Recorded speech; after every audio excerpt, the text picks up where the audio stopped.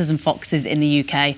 Dr. James is here to reassure us that the risk remains very low for our pets. But tell us, James, what is bird flu to start? Okay, so bird flu is basically avian influenza. So it's flu within, obviously, the wild bird population.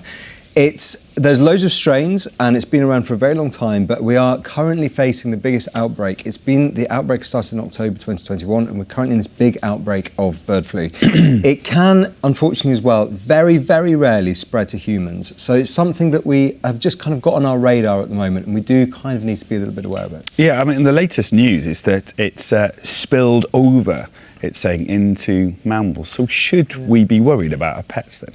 Well, so there has been these reported cases where we've found bird flu now in seals and otters and some foxes across the UK. So it does raise those questions, but what they think has happened there is that these animals have eaten the dead carcasses of birds that have been infected. So it's again really important to recognise that that's quite an unusual transmission, but also there's no evidence that this is spreading mammal to mammal, which is obviously quite encouraging. But in terms of our pets, there are certain pets that we do need to be very careful of. So all birds basically are potentially at risk here. So indoor caged birds, obviously they're much lower risk because they're indoors, but you can still in theory pose a bit of a risk with coming in with your sort of hands and shoes and things like that. So good hygiene is really important.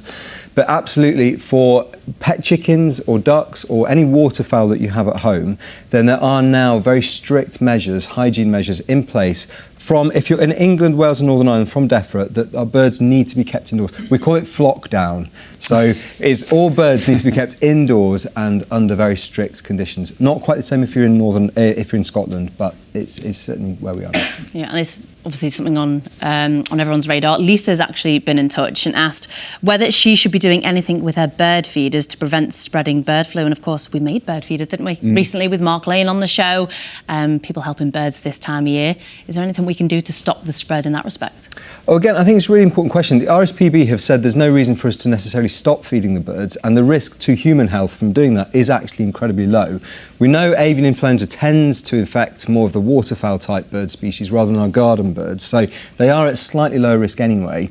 But I think it's still a good idea to have good general hygiene measures around your garden. So things like washing the bird feeders in between filling them up, not using mouldy foods, washing your hands regularly. It's just, and also spreading them out so you're not drawing lots of birds to one area. All really good ideas, just as general, good hygiene to be feeding birds. Yeah. What else can you do there? Because, I mean, you go to the park now and, of course, you see don't feed the ducks. I imagine that's something to help. So absolutely.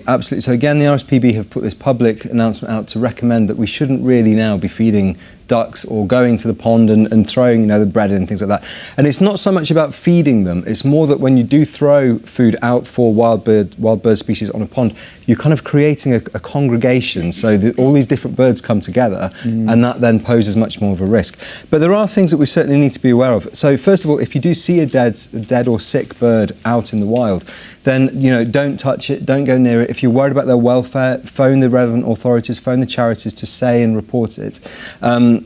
And obviously, if you have a dog that maybe loves going over to sort of pick up dead wildlife and things like that, you might want to consider having them on a lead around water, parks and things like that. But what's really important is we do need to start reporting any dead birds we find. So I'm going to read this bit out because it can be a bit confusing. But if you're in England, Scotland or Wales and you find one or more dead bird of prey, gull, swan, goose or duck in the same place, or you find 5 or more dead wild birds of any other species in the same place, you do need to report that to DEFRA.